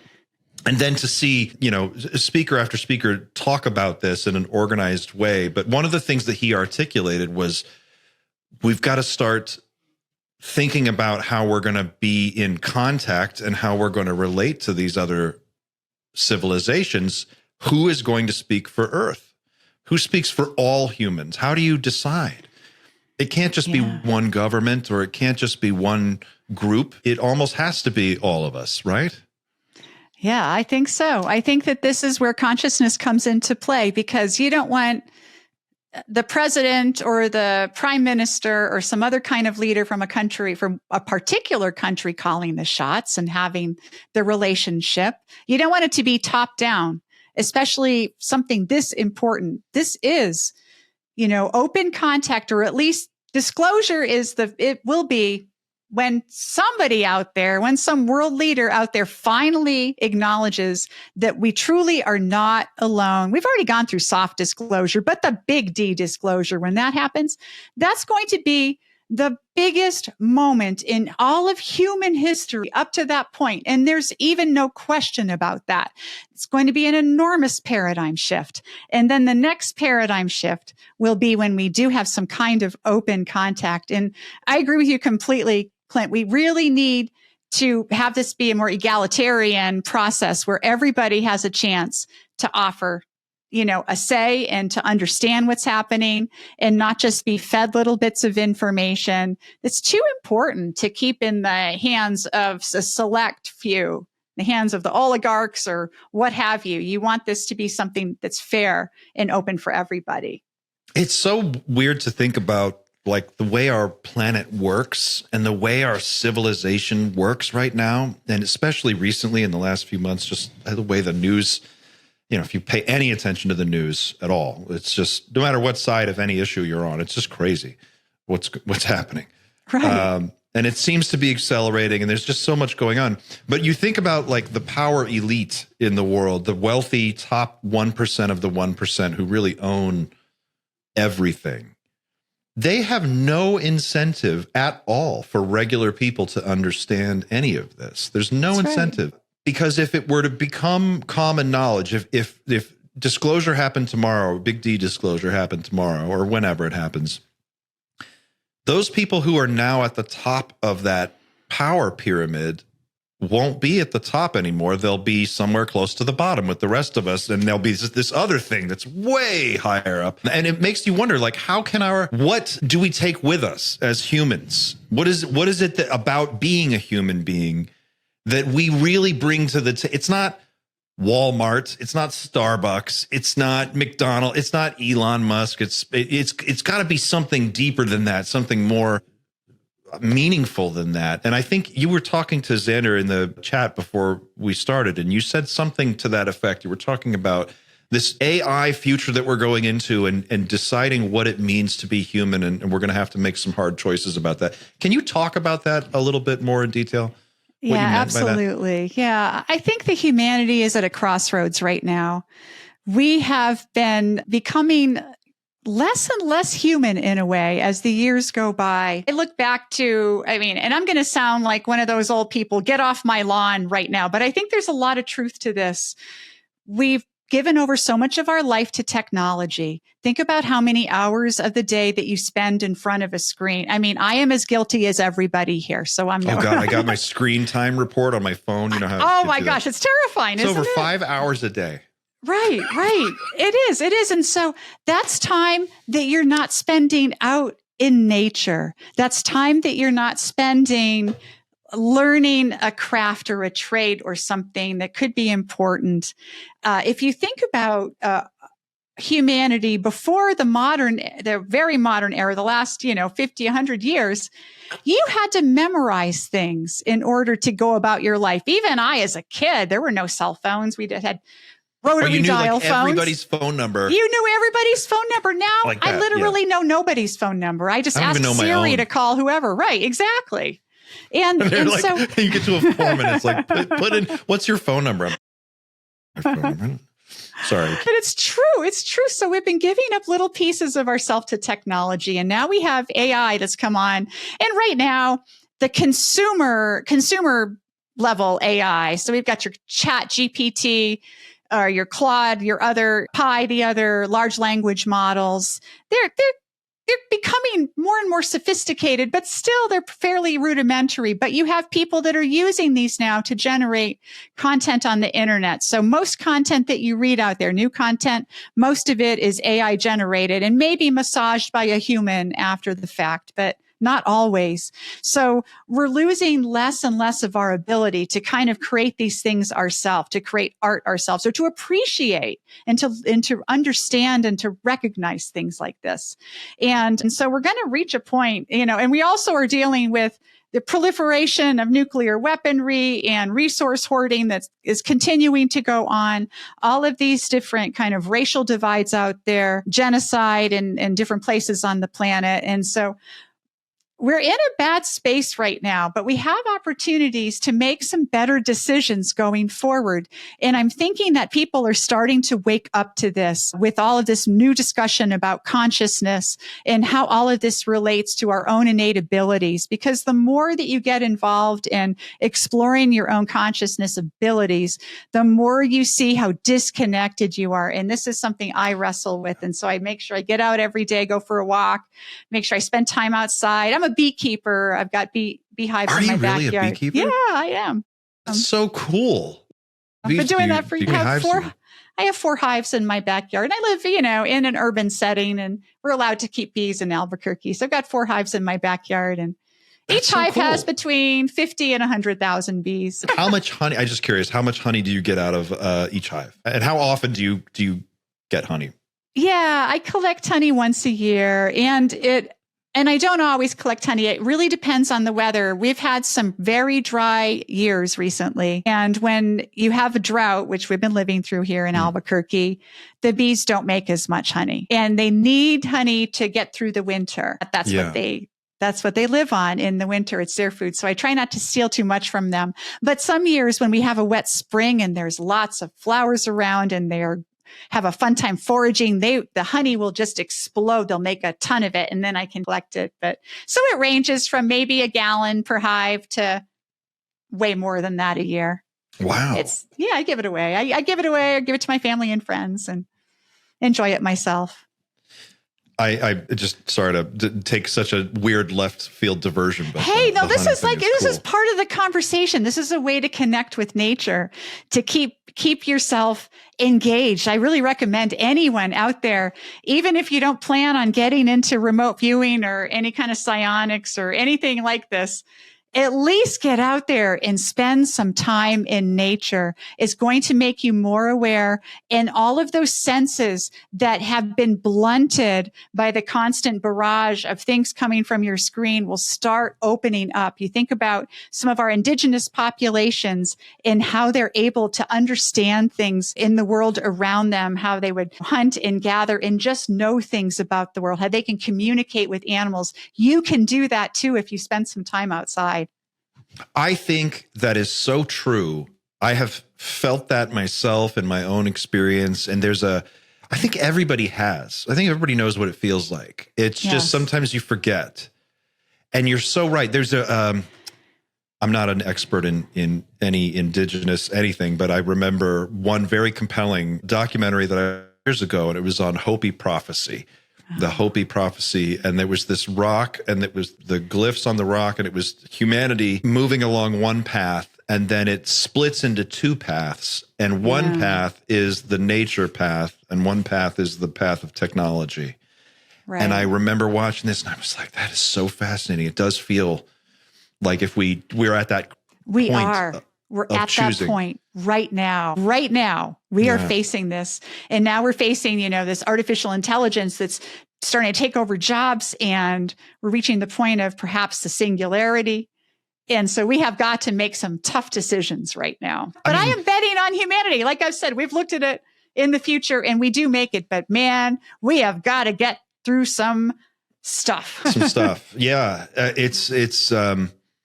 The AI thing is now so fast. I watched just in the last week. It's every single week now. My brain explodes because there's so much new stuff going on. I don't know if you've seen, just in the last 7 days, there were like 4 videos from Boston Dynamics. There's a Chinese robotics company. Have you seen the Atlas robot dancing? The Atlas robot is absolutely terrifying, in my opinion. Can break dance like a person. And terrifying, right. Oh my God. And all I can think about every time they're like, look, here's one doing a cartwheel. Here's one, it's breakdancing. Look how cool, look how fluid it is. And I'm thinking, wait until 100,000 of those things come barricading through your, barreling through your city. Exactly. My God. And we really do have to get in touch with what's important. And I think you're right. Spending that time away from the screen, it's like you just experience time differently. It all kind of... Oh, Xander, you've got the clip here. This is insane. Yeah, look how fluid that motion is. And just imagine, our military, as we speak, they are ordering these things by the droves, This is... I heard they trained this latest model using AI on human walking to make it basically walk more like a human. It's less efficient for it to walk like a human, but they wanted to mimic human walking so that it'd be able to fool us, basically. So whilst it's less efficient, you can see it's slowing down like a human would. If it was in human clothes, you'd think it was a human dressed as a robot. Did you see the video of the Chinese robots? They're using them in a mall, a shopping mall, as mannequins, but they're walking around like people. Yes, yeah, You've seen it? Treadmills as well. Oh my God, it's crazy. So this is the thing, right? And I don't think people are really thinking this through. It's like, what happens when you've got 100 million of these robots, and Elon Musk, now maybe it's not Elon, maybe it's just pick your freaking billionaire or whoever at the very, very top, and they just go, you know what? I'm going to weaponize all these today. And they go, boop, boop, boop.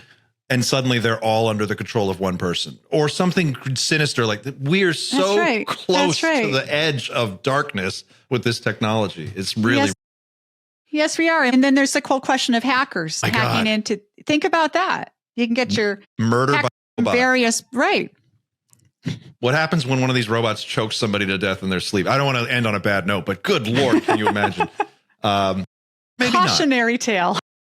Or maybe here it is, the Man Zone. This is my favorite store. Wow. It's not really my favorite store, but look at this. These are robots. China is also way far ahead of us too. It's like what they're doing is insane. Yeah. Yes, absolutely. Birdie, is there anything that we haven't talked about? We're in the last 6 minutes here. Is there anything we haven't covered? We've talked about so much that you want to touch on. Oh, gosh. Well, I'm just super excited to be part of the Psionics Summit on March 30th. You can check that out at Ubiquity University. And this Sunday, I'm teaching a class on how to teach your child remote viewing. It's a 6-hour hands-on class where you will learn a super intuitive and easy method of remote viewing that you can share with your child or grandchild, and you can use it yourself. And we're going to do some communication with animal species as part of this. So it'll be super exciting. And then you can extrapolate that into ET communication if you so desire. And I just look forward to the future. I think that humanity is going to make it. I really do. I think we are at a tough time right now, but I believe from everything I have been saying, from this new excitement about consciousness, psionics, how the conversation around disclosure is shifting. The narrative is no longer strictly national security and nuts and bolts.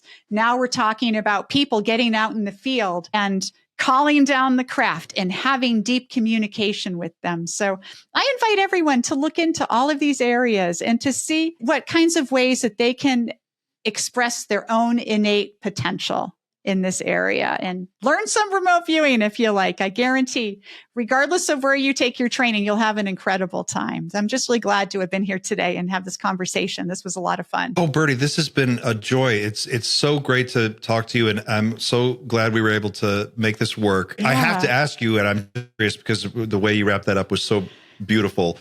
Do you think there's a critical mass of people, like if you could have 1,000 people all do the same meditation at the same time, or a soccer stadium filled with people all doing the same meditation at the same time, do you think there's a higher likelihood that we could actually call down a craft and make it appear? 100%. I absolutely believe it's kind of that 100th monkey effect.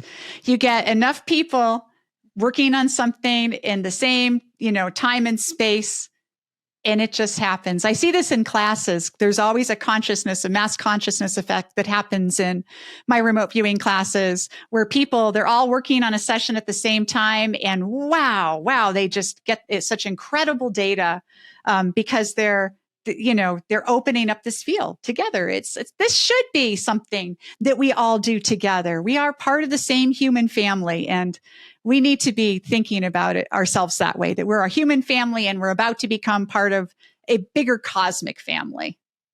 That is so perfect. What a great way to end it. Xander, is there anything that you wanted to ask before we wrap up? We'd need another hour. We need another hour. We do need Yeah. Let me have a quick look at my notes here. Xander comes in with like a Google Doc that's 12 pages deep. He's got a spreadsheet. Yeah, I've ranked the questions by their validity and all sorts here. I think just to maybe focus a little bit more on you talked earlier about the level of the playing field when we go a little bit further up when we find out how low down on the scale of things we really are, and it really puts the billionaires and the people in control in perspective, that they really aren't that much further ahead than us. I think there's something to be said, and I think there's a reason why you mentioned nature and things like that. I think there's a big difference between the feeling of hanging out with your daughter on the beach, or going out into nature, and flying first class. Like, one of those things is more valuable than the other.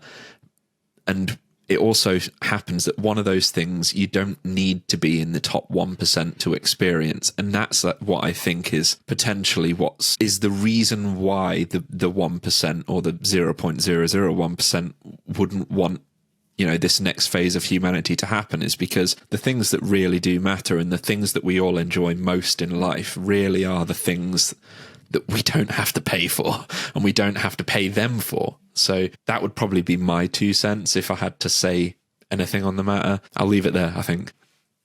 That's a great place to leave it. I have to show one more thing that I promised I would do. So real quick, before we wrap up, Birdie, if you can hang tight for one more second. Absolutely. You're probably going to want to see this too, because this is super cool. I have to share my screen. So let me see if I can get this to work here. Let's do Google Chrome is requesting permissions. Oh boy, here we go. All right. Let's see if I can make this work. So this is, I asked, we had some fans send in some pictures of them wearing Night Shift merch. And this is Derek from Portland. I think it's Maine. Is it Portland, Maine? I don't think it's Oregon. I think it's Portland, Maine. This is Derek He sent in a picture of him repping the Night Shift shirt at his show for his band. And I just want to say thanks, Derek, for this. This was awesome. Thank you for sending that in. And I've got another shot that he sent me of, he got the pint glass and he filled it up with Guinness. And it looks spectacular. I just wanted to show everybody this. And we have another fan who sent in the hoodie that she's wearing, and she also has a website that I wanted to show because this website is awesome. It's called Into the Unknown, and she's a silversmith, and she designs UFO jewelry. So I have to show this really quick. Here we go. UFOs by decade. This is the collection. And I just wanted to show the website because I found out she does this. She sent the picture of the hoodie, and I was like, what do you do? And I was looking at her website, and this is just so cool. But silver, handcrafted, one-of-a-kind sterling silver jewelry that traces a century of mysterious aerial phenomena through wearable art. And she's got all these cool pins. Here's the Kenneth Arnold sighting, the flying wing. Really famous. Here's one for the Lubbock, Texas sighting. And these are just super cool. So if you guys are interested, anybody watching, if you want to go check it out, it's fromtheinfinitejewelry.com. And then under collections, she's basically got all these like really just iconic sightings that are crafted in the form of jewelry. Here's the Phoenix Lights, Tic Tac. Coming soon. Coming soon. I can't wait. All the orbs. Very cool. So we'll see. Anyway, I just wanted to share that with everyone before we wrap up for the day. So thanks, guys, for sending the pictures in. And if you are someone who's watching and you've got a Night Shift shirt or a Night Shift mug or a Night Shift pint glass or anything, and you want to send us a picture, please do. And I will shout you out on the show. And if you've got a website, and we'll work it into the show, and I'll share that. So that's it for now. Thank you, Birdie, for carving out the time for us. This was so wonderful. It was great to speak with you and catch up. I can't wait to do it again after the next Psionics Summit. We'll have you back again. We've got Georg coming from Ubiquity University Friday. He'll be joining us this coming Friday. And yeah, we'll have some more fun stuff next week. We'll see you then. Until then, keep looking up. Don't be a stranger. Say hi in the chat, and we'll talk to you soon. Thanks, everybody.